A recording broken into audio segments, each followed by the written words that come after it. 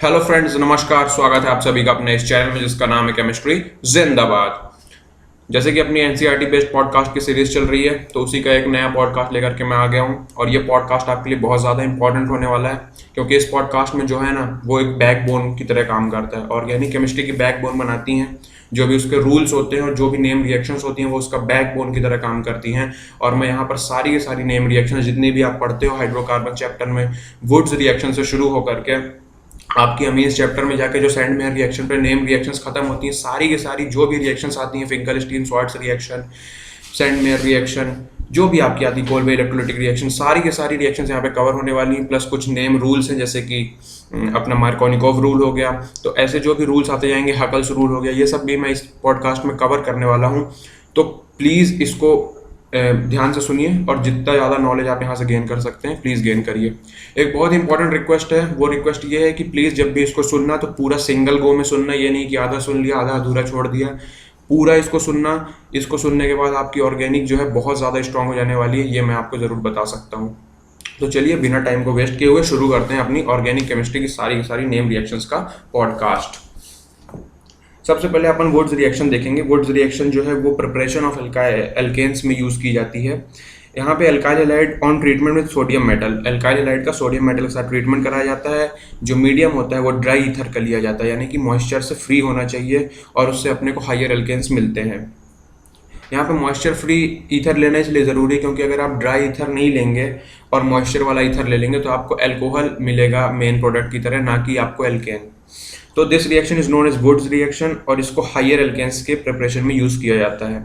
इसमें एक इंपॉर्टेंट बात है कि इसमें जो भी एल्केन बनेगा वो even number of carbon atom वाला होगा। तो ये आपकी थी वुड्स रिएक्शन। अब नाउ जो सेकंड रिएक्शन है वो है कोलबेज इलेक्ट्रोलिटिक मेथड। तो इसमें आपको सोडियम कार्बोक्सिलिक एसिड का सोडियम या फिर पोटेशियम सॉल्ट लेना है, उसका एक्वा सॉल्यूशन का इलेक्ट्रोलिसिस कराना है, और वो आपको एल्केन देगा जिसमें even number of carbon atoms होंगे। तो कोल्बे इलेक्ट्रोलिटिक मेथड में क्या करना है, an aqueous solution of sodium और potassium salt of carboxylic acid on electrolysis gives alkane containing even number of carbon atoms. ये अपना हो गया Wurtz reaction Kolbe's electrolytic method. अब अपन देखेंगे बहुत ही इंपॉर्टेंट रूल, मार्कोनिकोव रूल, जो कि सबसे ज़्यादा इंपॉर्टेंट रूल हो सकता है ऑर्गेनिक केमिस्ट्री में। एडिशन रिएक्शन ऑफ HBr जब अपन देखते हैं किसी भी अनसिमेट्रिकल एल्कीन में, जब अपन एडिशन रिएक्शन देखते हैं HBr की, तब यहाँ पे मार्कोनिकोव रूल का गेम आता है। तो जब भी आप एडिशन रिएक्शन करते हो, HBr के केस में ऐसा होता है किसी भी अनसिमेट्रिकल एल्कीन्स में, जैसे कि मान लीजिए प्रोपीन ले लिया आपने, तो HBr कैसे जुड़ेगा प्रोपीन में, उसके दो तरीके हैं। या तो वो 2 ब्रोमोप्रोपेन बना देगा या फिर 1 ब्रोमोप्रोपेन बनाएगा। मार्कोनिकोव एक रशियन केमिस्ट थे जिन्होंने कुछ जनरलाइजेशंस बनाए, और उस जनरलाइजेशंस की मदद से उन्होंने कुछ रूल को फ्रेम कर दिया, जिसको उन्होंने नाम दिया मार्कोनिकोव रूल। रूल ये कहता था कि जो नेगेटिव पार्ट है एडिंग मॉलिक्यूल का, यहाँ पर एडिंग मॉलिक्यूल कौन है, HBr, तो उसका जो नेगेटिव पार्ट है यानी कि Br नेगेटिव, वो उस कार्बन एटम पे जाकर के अटैच होगा जहाँ पे हाइड्रोजन एटम जो है वो कम है, जो नंबर ऑफ हाइड्रोजन एटम है वो कम है। तो इस तरीके से क्या होगा, इस रूल के अकॉर्डिंग 2 ब्रोमोप्रोपेन जो है वो मेजर प्रोडक्ट बनना चाहिए, उसको एक्सपेक्ट किया जाता है।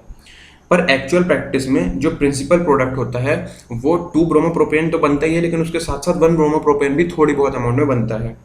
तो ये जो जनरलाइजेशन था मार्कोनिकोव का, ये बहुत ही इंपॉर्टेंट जनरलाइजेशन था। पर यहाँ पर इससे भी ज़्यादा इंपॉर्टेंट जो है वो है एंटी मार्कोनिकोव एडिशन, या फिर पेरोक्साइड इफेक्ट, या फिर खराश इफेक्ट। एंटी मार्कोनिकोव नाम से ही पता चल रहा है कि मार्कोनिकोव के अगेंस्ट होगा, कुछ एंटी होगा, तो एंटी मार्कोनिकोव इसको कहा जाता है। पेरोक्साइड इफेक्ट इसलिए कहा जाता है क्योंकि ये पेरोक्साइड के प्रेजेंस में होती है रिएक्शन, और खराश इफेक्ट इसलिए कहा जाता है क्योंकि एक साइंटिस्ट थे जिन्होंने इस रिएक्शन को ऑब्जर्व किया था, तो उनका नाम था MS खराश, इस वजह से इस रिएक्शन का नाम खराश इफेक्ट भी रखा गया है। तो इसमें होता क्या है, जब कोई पेरोक्साइड प्रेजेंट होता है तो HBr का जो रिएक्शन होता है अनसिमेट्रिकल एल्कीन्स में, this is very important word कि अनसिमेट्रिकल एल्कीन्स की बात चल रही है, जैसे कि प्रोपीन ले लिया आपने, तो वो कॉन्ट्रेरी टू मार्कोनिकोव रूल होती है, यानी कि एंटी टू मार्कोनिकोव रूल होती है। जो मार्कोनिकोव रूल ने कहा था कि less number of hydrogen atom के पास जाकर के नेगेटिव मॉलिक्यूल लगेगा एडिंग प्रोडक्ट का, एडिंग मॉलिक्यूल का, तो यहाँ पे ऐसा नहीं होता है। यहाँ पे मोर number of carbon hydrogen atom जिसके पास होंगे, जिस कार्बन के पास होंगे, वहां पर जाकर के नेगेटिव पार्ट लग जाएगा, यानी कि Br नेगेटिव ऐड हो जाएगा। बहुत इंपॉर्टेंट बात एक और है यहाँ पर, ये केवल और केवल HBr के केस में होता है। It happens only with HBr, not with HCl and not with HI। HBr और HCl और HI के केस में ऐसा देखने को नहीं मिलता है। तो ये आपका हो गया अपना Markovnikov rule, anti Markovnikov rule भी हो गया। अब अपन एक देख लेते हैं हकल्स रूल। हकल्स रूल भी बहुत इंपॉर्टेंट है।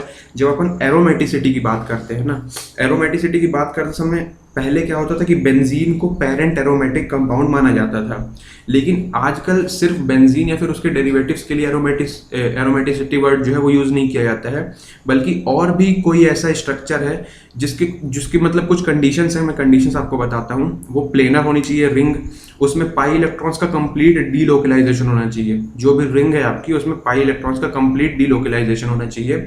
फॉर एग्जांपल बेंजीन ले लीजिए तो उसमें 3 कॉन्जुगेटेड डबल बॉन्ड्स होते हैं, तो पाई इलेक्ट्रॉन्स का कंप्लीट कॉन्जुगेशन होता है, कंप्लीट डीलोकलाइजेशन होता है।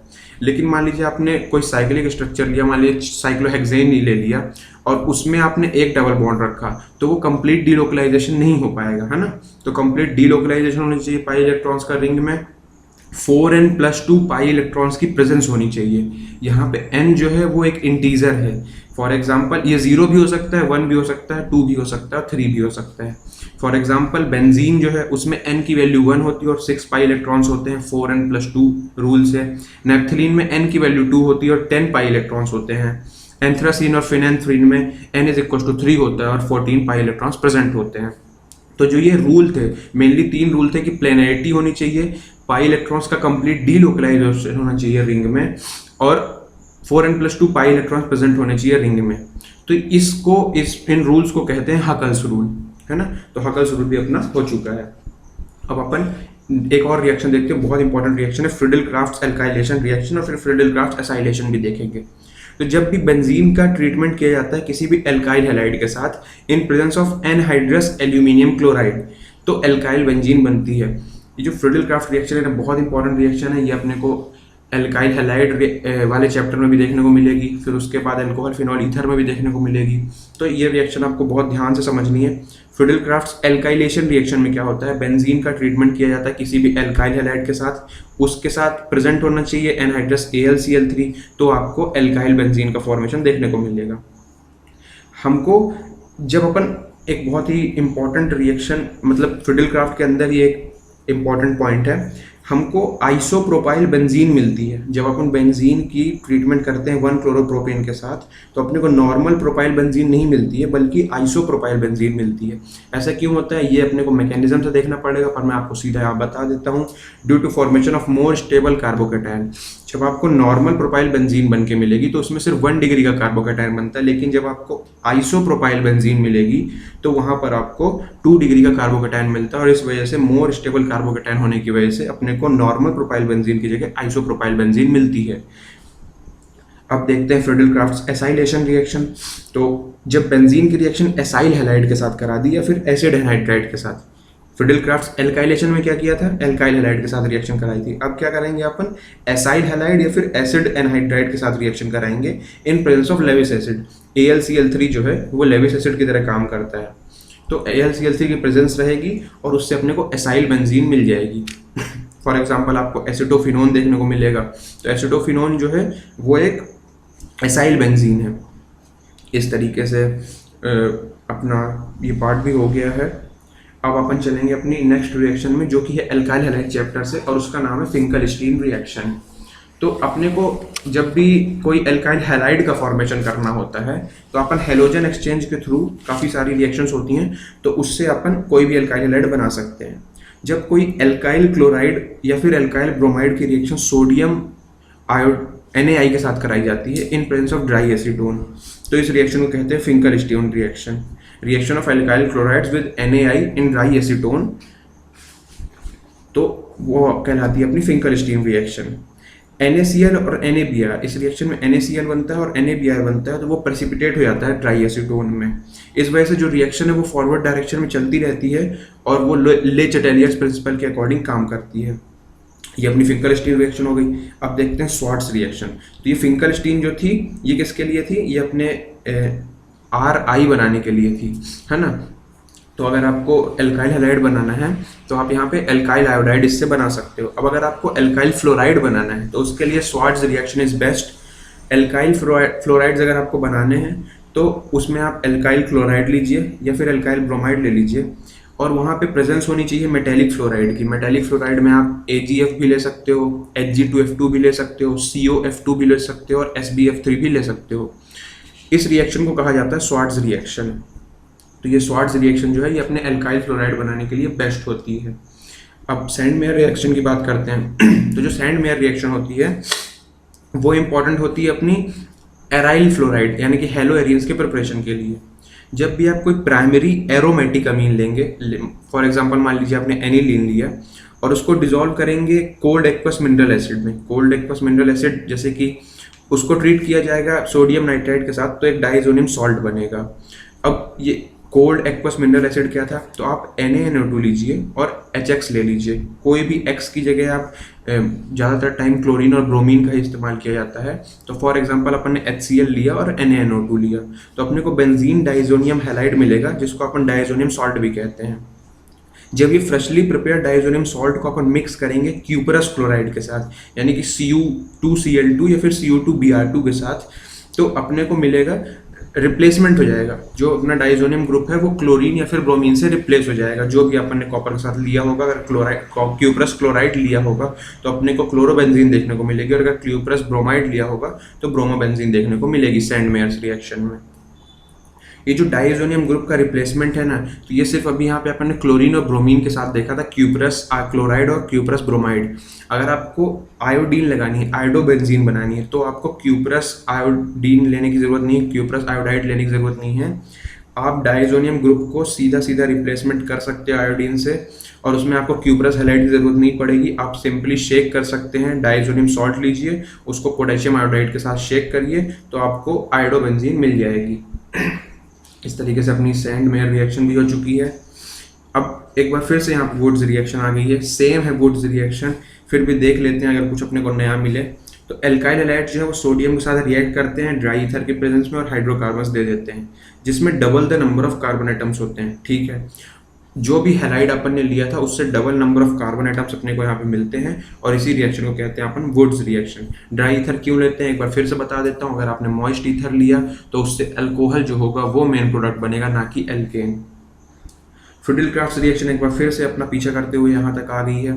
ये जो रिएक्शन ये थोड़ी सी डिफरेंट इसलिए होगी क्योंकि अपन ने जो हाइड्रोकार्बन वाले चैप्टर में थोड़े पहले सुना है, तो वो जो थी वो बेंजीन की रिएक्शन थी, लेकिन अब यहाँ पर हेलो एरीन की रिएक्शन है। यहाँ पे क्लोरोबेंजीन की रिएक्शन आप कराते हो किसी भी अल्काइल हैलाइड के साथ। मान लीजिए CH3Cl लिया, यहाँ पे भी एनहाइड्रस AlCl3 प्रेजेंट होगा, तो यहाँ पर दो प्रोडक्ट बनेंगे। एक 1-chloro-2 मिथाइल बेंजीन बनेगा जो कि माइनर होगा यानी कि ऑर्थो प्रोडक्ट, और एक बनेगा पैरा प्रोडक्ट। तो जो पैरा प्रोडक्ट होता है वो मेजर होता है। मेजर क्यों होता है? क्योंकि जो ऑर्थो वाला प्रोडक्ट बनता है उसमें जो एटम्स होते हैं, दो एटम्स, जैसे कि मान लीजिए 1-chloro-2 मिथाइल बेंजीन बना, तो इसमें जो क्लोरीन और CH3 ग्रुप होगा वो पास है, और पास है तो उनके बीच में रिपल्शन ज़्यादा है ना।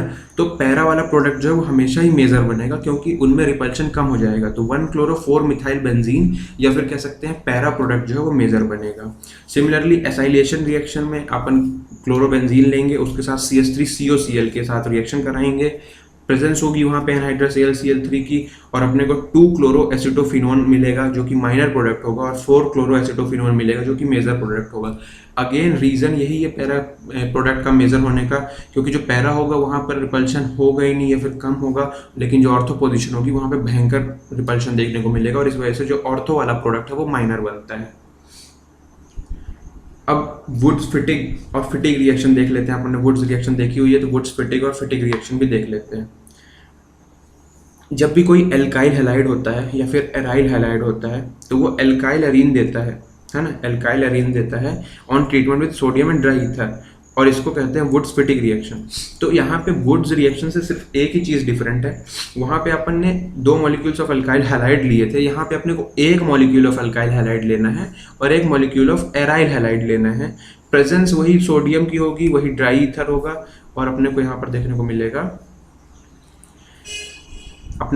मिलेगा एल्काइल एरीन। यानी कि मान लीजिए आपने अगर CH3Cl लिया है और क्लोरोबेंजीन लिया है तो आपको टोलीन मिल जाएगी, तो यहाँ पर आपको एल्काइल एरीन का फॉर्मेशन देखने को मिलेगा।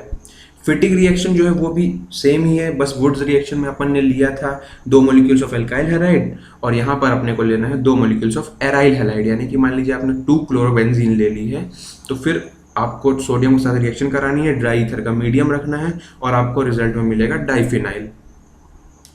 तो ये अपनी फिटिक रिएक्शन भी कंप्लीट हो गई है। Now our next reaction is Kolbe's reaction. तो देखते हैं भाई कि कोलबेज रिएक्शन में क्या होता है। कोलबेज रिएक्शन, जब भी अपन फिनॉल की रिएक्शन कराएंगे NaOH के साथ, तो अपने को हमेशा फिनॉक्साइड मोइटी देखने को मिलेगी। फिनॉक्साइड अपने को मिलेगा और वो ज़्यादा ज़्यादा रिएक्टिव होता है फिनॉक्साइड आयन जो है एज कम्पेयर टू फिनॉल।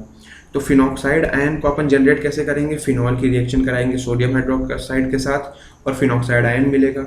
वो ज़्यादा रिएक्टिव होगा फिनॉल से टूवर्ड्स इलेक्ट्रोफिलिक एरोमेटिक सब्सटीट्यूशन।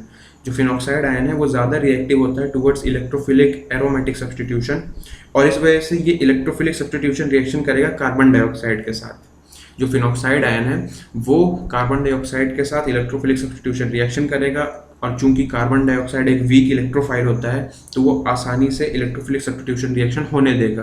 तो अपने को ऑर्थो हाइड्रोक्सी बेंजोइक एसिड बन जाएगा जो कि मेन रिएक्शन प्रोडक्ट होगा। ऑर्थो हाइड्रोक्सी बेंजोइक एसिड को सैलिसिलिक एसिड कहा जाता है और सैलिसिलिक एसिड बहुत ही इंपॉर्टेंट है, तो ये अपने को याद रखना है। Next reaction is Reimer Tiemann reaction. Reimer Tiemann reaction में क्या होता है, अपन फिनॉल को लेते हैं, उसकी रिएक्शन क्लोरोफॉर्म के साथ कराते हैं इन presence of aqueous sodium hydroxide. फिर उसमें एक CHO ग्रुप जो है वो ऑर्थो पोजीशन में इंट्रोड्यूस हो जाता है बेंजीन के, और इसी रिएक्शन कहते हैं राइमा-टाइमन रिएक्शन। ये रिएक्शन का जो मैकेनिज्म है और जो इंटरमीडिएट है वो जानना बहुत ज़रूरी, क्योंकि बहुत बार क्वेश्चन आ जाता है। तो इसमें एक इंटरमीडिएट बनता है जो कि होता है बेंजल क्लोराइड, और फिर उसकी हाइड्रोलिसिस हो जाती है इन प्रेजेंस ऑफ एल्कली और अपने को मिलता है सैलिसैल्डिहाइड। तो फिनॉल लेते हैं अपन, रिएक्शन कराते हैं CHCl3 प्लस एक्वस NaOH के साथ, फिर इंटरमीडिएट बनता है बेंजल क्लोराइड, उसकी हाइड्रोलिसिस होती है इन प्रेजेंस ऑफ एल्कली और फिर बनता है सैलिसैल्डिहाइड। तो याद रखिएगा कोलबे रिएक्शन में COOH ग्रुप इंट्रोड्यूस हुआ था और यहाँ पर CHO ग्रुप इंट्रोड्यूस हुआ है। तो कोलबे रिएक्शन में सैलिसिलिक एसिड बना था और राइमा-टाइमन रिएक्शन में सैलिसैल्डिहाइड बनेगा। अपनी नेक्स्ट रिएक्शन जो है वो है विलियमसन सिंथेसिस। विलियमसन सिंथेसिस जो है वो एक बहुत ही इंपॉर्टेंट लैब मेथड है for the preparation of symmetrical and unsymmetrical ethers. इससे आप सिमेट्रिकल और अनसिमेट्रिकल दोनों ही ईथर्स का फॉर्मेशन कर सकते हो। इस मेथड में अल्काइल हैलाइड को लिया जाता है और उसकी रिएक्शन कराई जाती है सोडियम एल्कोक्साइड के साथ, तो आपको ईथर का फॉर्मेशन देखने को मिलता है। आप इसे सिमेट्रिकल ईथर ही बना सकते हो और अनसिमेट्रिकल ईथर भी बना सकते हो। आप इससे वो ईथर्स भी बना सकते हो जिनमें सब्सटीट्यूटेड अल्काइल ग्रुप्स हैं, यानी कि सेकेंडरी और टर्शरी ईथर्स भी बना सकते हो इस मेथड से। इस रिएक्शन में जो एल्कोक्साइड आयन होता है वो SN2 अटैक करता है प्राइमरी अल्काइल हैलाइड पे। आपको अगर रिएक्शन प्रोडक्ट बेटर चाहिए है ना, बेटर रिजल्ट्स अगर आपको चाहिए रिएक्शन के, तो आप अल्काइल हैलाइड प्राइमरी यूज़ करिए। अगर आप प्राइमरी अल्काइल हैलाइड यूज़ करोगे तो आपको बहुत अच्छे रिजल्ट देखने को मिलेंगे। अब बात आती है अगर आपको सेकेंडरी और टर्शरी ईथर बनाना है तो आप प्राइमरी से कैसे बनाओगे, तो आप बना सकते हो, आप एल्कोक्साइड सेकेंडरी या टर्शरी ले लो, लेकिन अल्काइल हैलाइड जो है उसको प्राइमरी ही रहने दो फॉर बेटर रिजल्ट्स।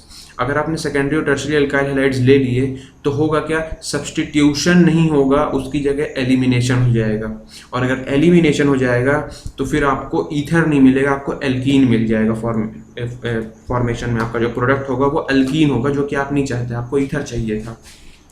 तो अगर आपने, और मैं आपको एक एग्जांपल लेके बताता हूँ, अगर आपने टर्शरी अल्काइल हैलाइड यूज़ कर लिया तो एकमात्र जो प्रोडक्ट बनेगा वो एल्कीन होगा और कोई भी ईथर नहीं बनेगा। फॉर एग्जांपल अगर आपने CH3ONa की रिएक्शन कराई CH3 का होल थ्राइस CBr से, तो फिर आपको एक्सक्लूसिवली 2-मिथाइल प्रोपीन देखने को मिलेगा। यहाँ पर आपका हुआ क्या है, यहाँ पे एलिमिनेशन हो गया है, सब्सटीट्यूशन नहीं हुआ है, और एलिमिनेशन की वजह से एल्कीन बन गई है जो कि आपको नहीं चाहिए थी, आपको चाहिए था ether. It is because alkoxides are not only nucleophiles. इसका कारण क्या है, कारण ये है कि जो एल्कोक्साइड्स होते हैं वो सिर्फ न्यूक्लियोफाइल्स नहीं होते हैं, बल्कि वो बहुत ही स्ट्रॉन्ग बेसेस भी होते हैं। तो वो बहुत स्ट्रॉन्ग बेसेस होते हैं तो वो एल्काइल हैलाइड्स के साथ रिएक्शन कर लेते हैं और हो जाती है अपनी एलिमिनेशन रिएक्शन। यहाँ पर इस रिएक्शन को फिनॉल्स के केस में भी यूज़ कर सकते हैं, ज़रूरी नहीं है कि अपन सिर्फ एल्काइल के केस में यूज़ करें, इसको एराइल के केस में भी यूज़ कर सकते हैं। यहाँ पे फिनॉल्स को भी ईथर में कन्वर्ट किया जाता है। पहले क्या होता है, फिनॉल की रिएक्शन सोडियम हाइड्रोक्साइड के साथ कराई जाती है तो अपने को फिनॉक्साइड आयन देखने को मिलता है, और अपन को पता है फिनॉक्साइड आयन काफ़ी ज़्यादा रिएक्टिव होता है। तो इस वजह से जो फिनॉक्साइड आयन है उसकी रिएक्शन फिर एल्काइल हैलाइड के साथ कराई जाती है और अपने को ईथर का फॉर्मेशन देखने को मिलता है। अगेन यहाँ पर फ्रिडल-क्राफ्ट्स रिएक्शन एक बार फिर से आ चुकी हैं, अपनी फेवरेट बन चुकी हैं फ्रिडल-क्राफ्ट्स रिएक्शन। तो यहाँ पर जैसे अपन ने पहले हाइड्रोकार्बन चैप्टर में देखा कि बेंजीन की रिएक्शन, एल्काइल हैलाइड वाले चैप्टर में देखा कि क्लोरोबेंजीन की या फिर ब्रोमोबेंजीन की रिएक्शन। अब यहाँ पर अपन देखेंगे एनीसोल की रिएक्शन। बेंजीन के ऊपर जब OCH3 लग जाता है या फिर OMe लग जाता है तो उसको कहते हैं एनीसोल। तो जो एनीसोल है उसमें फ्रिडल-क्राफ्ट्स रिएक्शन देखने को मिलती है, यानी कि एल्काइल या फिर एसाइल ग्रुप जो है वो इंट्रोड्यूस हो जाते हैं ऑर्थो एंड पैरा पोजीशन में by reaction with alkyl halide और acyl halide in presence of anhydrous aluminium chloride. Anhydrous aluminium chloride जो है वो एक लेविस एसिड होता है और वो कैटलिस्ट की तरह काम करता है। अगर अपन ने एल्काइलेशन रिएक्शन कराई है तो वहाँ पे एल्काइल हैलाइड के साथ अपन रिएक्शन कराएंगे एनीसोल की, और अपने को देखने को मिलेगा ऑर्थो और पैरा पोजीशन में इंट्रोडक्शन ऑफ एल्काइल ग्रुप। अगर अपन ने कोई इथेनॉइल क्लोराइड मान लीजिए फॉर्मेट लिया है फॉर एग्जांपल CH3COCl, तो ये एसाइलेशन रिएक्शन होगी और ऑर्थो एंड पैरा पोजीशन में अपने को इंट्रोडक्शन देखने को मिलेगा, एसिटोफिनोन का फॉर्मेशन देखने को मिलेगा अपने को, और एसाइल हैलाइड अपना बन जाएगा। तो इस तरीके से अपना फ्रिडल-क्राफ्ट्स रिएक्शन यहाँ पे एनीसोल के केस में भी अपन देख सकते हैं। उसके बाद अपनी जो नेक्स्ट रिएक्शन है दैट इज रोजेनमुंड रिडक्शन। रोजेनमुंड रिडक्शन का जो इस्तेमाल होता है वो एल्डिहाइड्स के फॉर्मेशन में होता है, बेंजल्डिहाइड बनाते हैं अपन। तो अपन एसाइल क्लोराइड लेते हैं जिसको अपन एसिड क्लोराइड भी कह सकते हैं। बेंजीन के ऊपर COCl जब लगा रहता है तो उसको कहते हैं बेंजोइल क्लोराइड। जब उसको हाइड्रोजिनेट किया जाता है और इन प्रेजेंस ऑफ कैटलिस्ट की तरह आप पैलेडियम को यूज़ कर सकते हो और बेरियम सल्फेट, तो इस रिएक्शन को कहते हैं रोजेनमुंड रिडक्शन। इसमें आपका बेंजोइल क्लोराइड जो है वो बेंजल्डिहाइड में कन्वर्ट हो जाता है। आपको अगर एल्डिहाइड का फॉर्मेशन करना है तो आप नाइट्राइल से भी कर सकते हैं इसका फॉर्मेशन। नाइट्राइल्स के केस में आपको क्या करना है, नाइट्राइल्स जो है बहुत ही आसानी से रिड्यूस हो जाते हैं करस्पॉन्डिंग इमीन में अगर आपको पहले कन्वर्ट करना है तो आपको स्टेनस क्लोराइड लेना पड़ेगा इन प्रेजेंस ऑफ हाइड्रोक्लोरिक एसिड, और फिर उस इमीन की आपको हाइड्रोलिसिस करनी पड़ेगी तो आपको करस्पॉन्डिंग एल्डिहाइड का फॉर्मेशन देखने को मिलेगा। यानी कि आप कोई भी नाइट्राइल ले लीजिए, फॉर एग्जांपल आपने CH3Cl लिया है, उसकी रिएक्शन SnCl2 के साथ कराई इन प्रेजेंस ऑफ HCl, तो आपको पहले इमीन देखने को मिलेगा यानी कि CH3CH डबल बॉन्ड NH, और फिर उसकी हाइड्रोलिसिस कराएंगे तो आपको CH3CHO का फॉर्मेशन देखने को मिलेगा, and this is known as Stephen reaction. अब हाइड्रोकार्बन से भी इसको बनाया जा सकता है। अगर आपको एल्डिहाइड का फॉर्मेशन करना है तो आप इसको हाइड्रोकार्बन से ही बना सकते हो। अगर आपने क्रोमाइल क्लोराइड का यूज़ किया, क्रोमाइल क्लोराइड का फॉर्मूला होता है CrO2Cl2। अगर आपने क्रोमाइल क्लोराइड को यूज़ किया तो क्रोमाइल क्लोराइड जो है वो मिथाइल ग्रुप को ऑक्सीडाइज कर देगा क्रोमियम कॉम्प्लेक्स में, और फिर उसकी हाइड्रोलिसिस करेंगे तो करस्पॉन्डिंग बेंजल्डिहाइड मिलेगा। चलिए समझाता हूँ क्या हुआ। आपने मान लीजिए टॉलीन ले ली, यहाँ पर अपन हाइड्रोकार्बन से एल्डिहाइड का फॉर्मेशन कर रहे हैं, तो मान लीजिए आपने टॉलीन ले ली तो बेंजीन के ऊपर CH3 लगा हुआ है। जब आपने CrO2Cl2 के साथ इसकी रिएक्शन कराई तो ये जो मिथाइल ग्रुप है वो ऑक्सीडाइज होकर के क्रोमियम कॉम्प्लेक्स बना लेगा, और फिर अपन उस क्रोमियम कॉम्प्लेक्स की जब हाइड्रोलिसिस करेंगे तो अपने को बेंजल्डिहाइड का फॉर्मेशन देखने को मिलेगा। This is known as Etard reaction. ये इटार्ड रिएक्शन है। अब अपन नेक्स्ट रिएक्शन देखेंगे बेंजल्डिहाइड के फॉर्मेशन के लिए, वो होगी गेटरमैन कोच रिएक्शन। जब भी कोई भी बेंजीन या फिर बेंजीन का डेरिवेटिव अपन उसकी रिएक्शन कराएंगे कार्बन मोनोऑक्साइड के साथ और हाइड्रोजन क्लोराइड के साथ in presence of anhydrous aluminium chloride और क्यूप्रस क्लोराइड, तो अपने को बेंजल्डिहाइड का फॉर्मेशन देखने को मिलेगा या फिर सब्स्टिट्यूटेड बेंजल्डिहाइड का देखने को मिलेगा। फॉर एग्जांपल आपने बेंजीन ली, उसकी रिएक्शन आपने कराई कार्बन मोनोऑक्साइड के साथ और हाइड्रोजन क्लोराइड के साथ in presence of anhydrous AlCl3 और CuCl, तो आपको बेंजल्डिहाइड का फॉर्मेशन देखने को मिलेगा। This is known as Gattermann Koch reaction. एक बार फिर से अपनी फेवरेट रिएक्शन आ चुकी है जिसका नाम होता है फ्रिडल-क्राफ्ट्स एसाइलेशन रिएक्शन। तो यहाँ पर ये सेम ही रिएक्शन दी हुई है जब भी बेंजीन और सब्स्टिट्यूटेड बेंजीन की रिएक्शन कराई जाती है एसिड क्लोराइड के साथ in presence of anhydrous aluminium chloride, तो इससे एक करस्पॉन्डिंग कीटोन बनता है। अपन ने पहले भी देखा है एसिटोफिनोन का फॉर्मेशन कई बार, और इस रिएक्शन को फ्रीडल-क्राफ्ट एसाइलेशन रिएक्शन कहते हैं। अगला है अपना क्लेमेंशन रिडक्शन। क्लेमेंशन रिडक्शन में ये कुछ रिएक्शंस हैं जो कि एल्डिहाइड्स शो करते हैं, एल्डिहाइड्स की कुछ रिएक्शंस हैं। तो एल्डिहाइड जो है वो रिड्यूस होकर के हाइड्रोकार्बन्स बन जाते हैं। जब अपन मतलब जो रिएक्शंस होती है इसमें कार्बोनिल ग्रुप जो है एल्डिहाइड और कीटोन का जो कार्बोनिल ग्रुप है वो CH2 ग्रुप में रिड्यूस हो जाता है। अगर अपन ने यहाँ पर जिंक अमलगम और कंसनट्रेटेड HCl ले लिया है, यानी कि ZnHg और कंसनट्रेटेड HCl, तो इसको कहते हैं क्लेमेंशन रिडक्शन। और ये यहाँ पर जो CHO ग्रुप है या फिर CO ग्रुप है एल्डिहाइड कीटोन का, वो CH2 ग्रुप में कन्वर्ट हो जाएगा।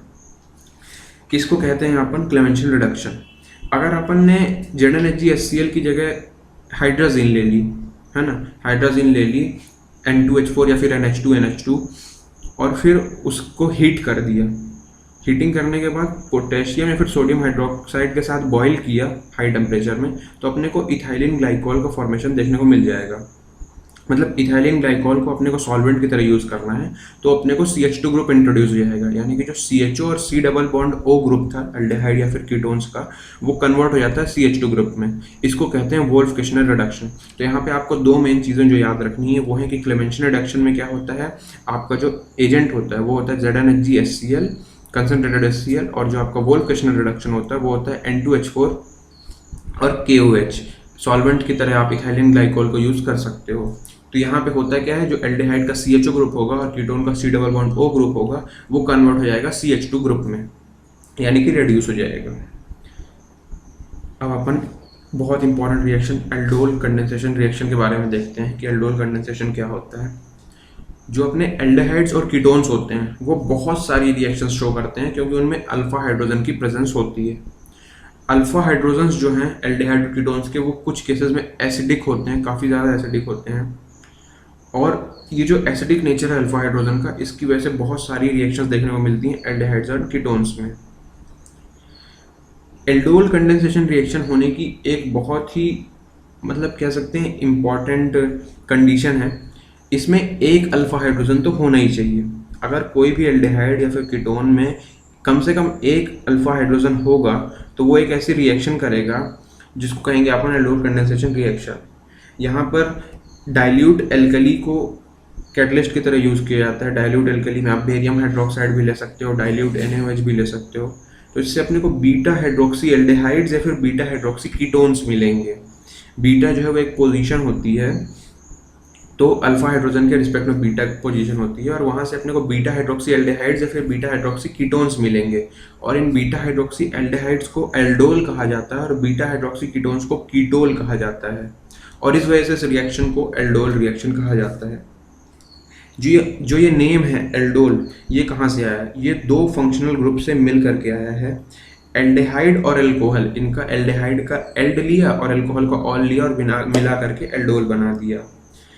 एल्डोल और कीटोल जो बनते हैं अपने, वो वाटर को लूज करते हैं और alpha beta unsaturated carbonyl compounds बनाते हैं। ये जो alpha beta unsaturated carbonyl compounds बनते हैं इसको अपन कंडेंसेशन प्रोडक्ट्स कहते हैं, और इस वजह से रिएक्शन को एल्डोल कंडेंसेशन रिएक्शन कहा जाता है। हालांकि जो कीटोन्स हैं वो कीटोल्स देते हैं, लेकिन फिर भी उनकी रिएक्शंस में भी एल्डोल कंडेंसेशन नेम को अप्लाई कर सकते हैं अपन, क्योंकि जो रिएक्शंस होती हैं कीटोन्स की वो एल्डिहाइड्स के साथ थोड़ा सा सिमिलरिटी दिखाती हैं, इस वजह से अपन एल्डोल कंडेंसेशन रिएक्शन ही कहते हैं। अब इसी से थोड़ा सा उल्टा काम है क्रॉस एल्डोल कंडेंसेशन का, थोड़ा सा है, मतलब बहुत ही ईजी है समझने के लिए। जब एल्डोल कंडेंसेशन रिएक्शन की जाती है दो डिफरेंट एल्डिहाइड्स और कीटोन्स के बीच में, आपने सेम नहीं लिए हैं एल्डिहाइड और कीटोन, एक एल्डिहाइड ले लिया, एक कीटोन ले लिया, फिर या फिर दो डिफरेंट एल्डिहाइड्स ले लिया या फिर दो डिफरेंट कीटोन्स ले लिए, तो इसको कहते हैं क्रॉस एल्डोल कंडेंसेशन। अगर उन दोनों ही एल्डिहाइड्स या फिर कीटोन्स या फिर एक एल्डिहाइड कीटोन में अल्फा हाइड्रोजन है तो वो 4 प्रोडक्ट्स का मिक्सचर देंगे। अगर दोनों में ही अल्फा हाइड्रोजन है तो 4 प्रोडक्ट्स का मिक्सचर देंगे और आपकी क्रॉस एल्डोल कंडेंसेशन रिएक्शन देखने को मिलेगी। अगली इंपॉर्टेंट रिएक्शन है, उसका नाम है Cannizzaro reaction. Cannizzaro reaction aldol condensation reaction तो थोड़ी सी उल्टी है। अपने को एल्डोल कंडेंसेशन रिएक्शन में चाहिए था कि अपने पास एक अल्फा हाइड्रोजन होना चाहिए, और केनिज़ारो रिएक्शन वो एल्डिहाइड्स या कीटोन्स देते हैं जिनमें अल्फा हाइड्रोजन होता ही नहीं है। Aldehydes which do not have an alpha hydrogen undergo self oxidation and reduction। इस रिएक्शन के दो इंपॉर्टेंट पॉइंट जो हैं केनिज़ारो रिएक्शन के, वो पहला ये है कि कोई भी अल्फा हाइड्रोजन नहीं होना चाहिए, और दूसरा ये है कि यह डिसप्रपोर्शनेशन रिएक्शन है, यानी कि इसमें ऑक्सीडेशन भी होगा और रिडक्शन भी होगा। जो आपका एल्डेहाइड है वो अल्कोहल और कार्बोक्सिलिक एसिड सॉल्ट में कन्वर्ट हो जाएगा। इस रिएक्शन में एक मॉलिक्यूल अगर आप एल्डिहाइड का लोगे तो वो रेड्यूस होगा अल्कोहल में, यानी कि यहाँ पे रिडक्शन हो रहा है, और दूसरा जो है वो ऑक्सीडाइज होगा कार्बोक्सिलिक एसिड के सॉल्ट में, यानी कि यहाँ पे ऑक्सीडेशन हो रहा है। तो कुल मिलाकर के एक डिसप्रपोर्शनेशन रिएक्शन होती है। अपनी जो अगली रिएक्शन है वो है कोल्बे इलेक्ट्रोलिसिस रिएक्शन। तो देखते हैं कि कोल्बे इलेक्ट्रोलिसिस रिएक्शन में क्या होता है। जब भी कोई कार्बोक्सिलिक एसिड्स होते हैं, कार्बोक्सिलिक एसिड अगर आप लो तो कार्बन डाइऑक्साइड को लूज कर देते हैं और हाइड्रोकार्बन्स का फॉर्मेशन कर लेते हैं जब उनके सोडियम सॉल्ट्स को हीट किया जाता है सोडा लाइम के साथ। आपको क्या करना है, कार्बोक्सिलिक एसिड का सॉल्ट लेना है, सोडियम सॉल्ट लेना है, उसको सोडा लाइम के साथ हीट करना है। सोडा लाइम का कंपोजिशन बहुत इंपॉर्टेंट है, इसे आपको याद रखना है। इसमें NaOH और CaO प्रेजेंट होते हैं और उनका रेशियो जो है वो होता है 3:1, यानी कि NaOH 3 पार्ट में होता है और CaO 1 पार्ट में होता है। इसको कहते हैं डीकार्बोक्सिलेशन रिएक्शन। यहाँ पे अल्काइल मेटल सॉल्ट्स जो हैं कार्बोक्सिलिक एसिड के, वो भी डीकार्बोक्सिलेशन करते हैं इलेक्ट्रोलिसिस करने पे। जब उनका एक्वस सॉल्यूशन का इलेक्ट्रोलिसिस कराया जाता है तो हाइड्रोकार्बन्स बनाते हैं और उसमें twice the number of carbon होते हैं, कार्बन एटम प्रेजेंट होते हैं as compare to alkyl group of acid. जो भी आपने एसिड लिया है उसमें जो एल्काइल ग्रुप होगा, ध्यान रखिएगा, समझिएगा इस बात को। अगर आपने CH3COOH लिया है तो आपके एसिड जो है उसमें 2 कार्बन है, एक CH3 वाला एक COOH वाला, लेकिन जो इसका एल्काइल ग्रुप है उसमें सिर्फ CH3 ही गिना जाएगा। तो CH3 का डबल क्या होगा, C2H6। तो डबल दी एल्काइल ग्रुप है ना, twice the number of carbon atoms as present in alkyl group of acid. तो इस रिएक्शन को कहते हैं कोल्बे इलेक्ट्रोलिसिस रिएक्शन। अगली रिएक्शन है हेल वॉलहार्ड जेलिंस्की रिएक्शन, जिसको शॉर्ट में HVZ रिएक्शन भी कहा जाता है। ये रिएक्शंस वो कार्बोक्सिलिक एसिड्स देते हैं जिनमें अल्फा हाइड्रोजन होता है। कार्बोक्सिलिक एसिड जिनमें अल्फा हाइड्रोजन होगा वो हेलोजिनेट हो जाएंगे अल्फा पोजीशन में जब उनका ट्रीटमेंट किया जाएगा क्लोरीन या फिर ब्रोमीन के साथ। अगर आपने कोई ऐसा कार्बोक्सिलिक एसिड ले लिया जिसके पास अल्फा पोजीशन में हाइड्रोजन है, जिसके पास अल्फा हाइड्रोजन है, तो वो हेलोजिनेट होगा अल्फा पोजीशन में जब उसकी रिएक्शन कराई जाएगी क्लोरीन या फिर ब्रोमीन के साथ in presence of small amount of red phosphorus. तो अपने को अल्फा हेलो कार्बोक्सिलिक एसिड्स का फॉर्मेशन देखने को मिलेगा, and this reaction is known as Hell Volhard Zelinsky reaction. अब अभी तक अपन इस चीज़ से परेशान थे कि हर जगह फ्रिडल-क्राफ्ट्स रिएक्शन आ जाती है, यहाँ भी आई है, लेकिन यहाँ पे एक इम्पॉर्टेंट बात यह है कि यहाँ पर जो एरोमेटिक कार्बोक्सिलिक एसिड्स होते हैं वो फ्रिडल-क्राफ्ट्स रिएक्शन देते ही नहीं हैं। अब यहाँ पे अपने लिए ये जानना जरूरी है क्यों नहीं देते हैं, क्योंकि जो कार्बोक्सिल ग्रुप होता है, एरोमेटिक कार्बोक्सिलिक एसिड में जो कार्बोक्सिल ग्रुप होता है वो डीएक्टिवेटिंग होता है, और जो अपन फ्रिडल-क्राफ्ट्स रिएक्शन में कैटलिस्ट की तरह यूज़ करते हैं एल्यूमिनियम क्लोराइड, वो लेविस एसिड होता है। तो ये जो है आपस में बॉन्डेड हो जाते हैं। जो एल्यूमिनियम क्लोराइड है वो कार्बोनिल ग्रुप के साथ बॉन्डेड हो जाता है, इस वजह से फ्रिडल-क्राफ्ट्स रिएक्शन यहाँ पे देखने को नहीं मिलती है। चलो ठीक है, अब अपन पहुँचते हैं अपने गैब्रियल थैलीमाइड सिंथेसिस में, जो कि अमीन चैप्टर में देखने को मिलेगा अपने को। तो ये प्राइमरी अमीन के फॉर्मेशन के लिए है, और इसके बाद अपन हॉफमैन ब्रोमाइड डिग्रेडेशन रिएक्शन देखेंगे तो वो भी प्राइमरी अमीन के लिए ही है। गैब्रियल थैलीमाइड सिंथेसिस में होता क्या है, गैब्रियल सिंथेसिस में अपन प्राइमरी अमीन्स को बनाते हैं। इसमें अपन थैलीमाइड लेते हैं, उसकी रिएक्शन कराई जाती है इथेनॉलिक पोटेशियम हाइड्रोक्साइड के साथ, तो आपको एक पोटेशियम का सॉल्ट देखने को मिलेगा, थैलीमाइड का पोटेशियम सॉल्ट बन जाएगा। फिर उसकी अपन हीटिंग करेंगे एल्काइल हैलाइड के साथ, और उसके बाद एल्कलाइन हाइड्रोलाइसिस करा देंगे। एल्कलाइन हाइड्रोलाइसिस कराने पे अपने को करस्पॉन्डिंग प्राइमरी अमीन का फॉर्मेशन देखने को मिलेगा।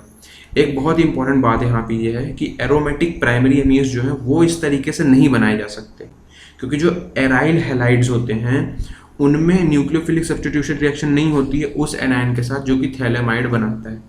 थैलेमाइड एक एनायन बनाता है, उसके साथ न्यूक्लियोफिलिक सब्स्टिट्यूशन रिएक्शन नहीं होती है एराइल हैलाइड्स की, तो इस वजह से एरोमेटिक प्राइमरी अमीन्स इस मेथड से नहीं बनाए जा सकते। तो ये थी अपनी गैब्रियल थैलेमाइड सिंथेसिस।